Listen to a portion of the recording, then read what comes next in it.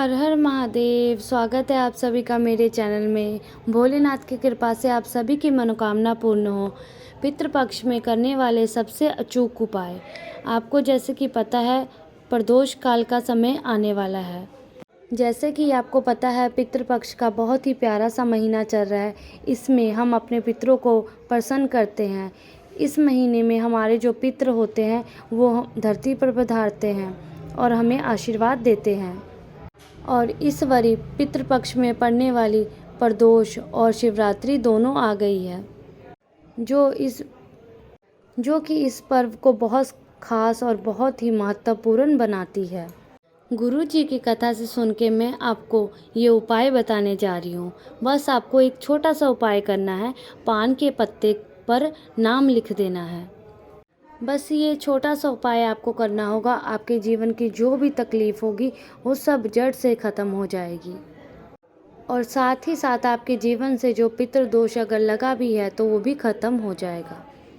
तो सबसे पहले जो उपाय मैं आपको बताने जा रही हूँ, इसमें क्या करना है, एक पान का पत्ता आपको लेना है।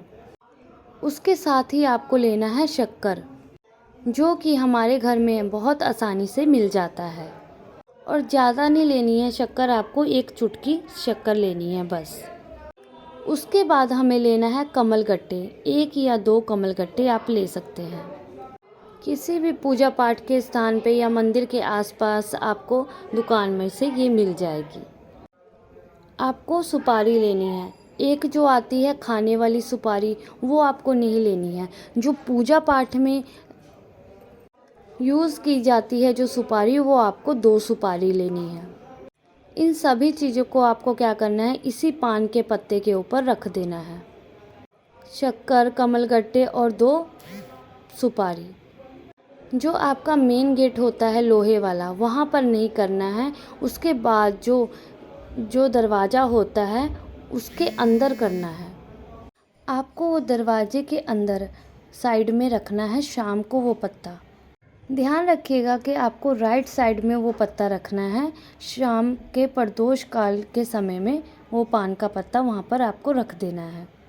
आपको पूरी रात वो पान का पत्ता रख देना है। ना ही आपको छूना है, ना ही वहाँ से हटाना है। अगर आपका मन हो तो आप कोई थाली वगैरह से ढक सकते हो। कोई रोके नहीं, कोई टोके नहीं, और ना कोई पूछे कि ये क्यों रखा है या कैसे रखा है। तो आप चाहे तो उसको थाली से ढक सकते हैं।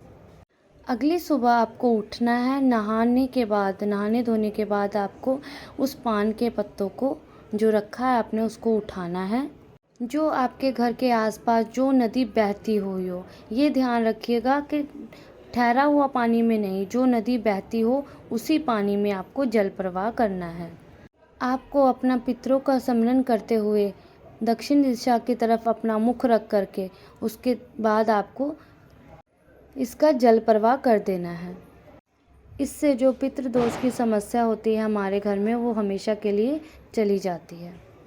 पान के पत्ते का ये बहुत ही प्यारा सा उपाय था, गुरुजी ने अपनी कथा में बताया था, जो मैंने आपको बता दिया है, समझा दिया। तो ये उपाय आप ज़रूर कीजिएगा। और अगर आपने मेरी वीडियो को लाइक और सब्सक्राइब नहीं किया है तो लाइक और सब्सक्राइब ज़रूर करिए। और मेरे भोलेनाथ का कोई प्यारा सा नाम कमेंट बॉक्स में ज़रूर लिखिए। हर हर महादेव। अगर जैसे कि कोई व्यक्ति के जहाँ पे रहता है उसके आसपास अगर नदी नहीं है, तो वो चाहे तो मैं जो आपको पेड़ बताए थे, एक तो बेल का पेड़ हो गया, एक पीपल का पेड़ हो गया, एक बरगद का पेड़ हो गया, तो चाहे तो आप उस पेड़ के नीचे भी जाके ये रख सकते हैं।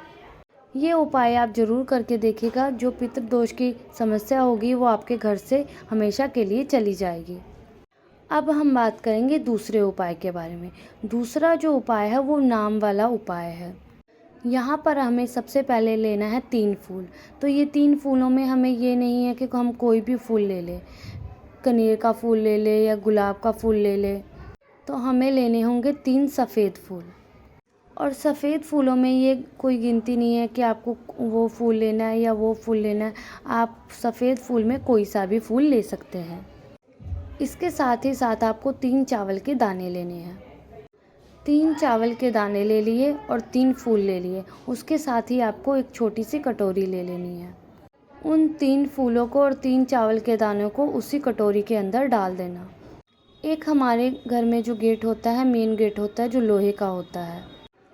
मेन गेट के अंदर जब हम एंट्री लेते हैं, उसके बाद जो गेट आता है, जो लक्कड़ का गेट होता है, उस दरवाजे के नीचे जो चौखट लगा होता है, इस चौखट के बाहर आपको उस कटोरी को नहीं रखना है। उस चौखट के अंदर आपको राइट साइड में वो कटोरी रखनी है। आपको वो कटोरी शाम के टाइम में रखनी है, प्रदोष काल के समय में।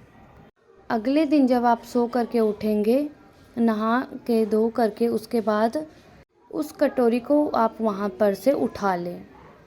उठाने के बाद आपको अपने महादेव जी के मंदिर में चले जाना है। जैसे ही मंदिर में आप पहुँचोगे, सबसे पहले आपको नंदी बाबा के दर्शन होंगे। नंदी बाबा के सामने जा कर के जो वो 3 फूल और चावल के 3 दाने हैं, वो उठा करके नंदी बाबा के जो उठा हुआ पाँव होता है, उस उठे हुए पैर पर आपको स्पर्श करवाना है, टच करवाना है। आपको वहाँ पर रखना नहीं है, आपको थोड़ा सा टच करवा देना है। टच करवाने के बाद नंदी बाबा के पूजन के बाद आपको शिवलिंग के पास जाना है।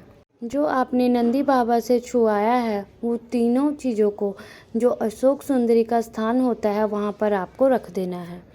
जब आप यहाँ पर रखेंगे, जो पितृदेव होते हैं उनकी 3 बेटियाँ हैं, तो तीनों बेटी के नाम क्या हैं? धन्या, दूसरी है कला, मैना, धन्या और कला।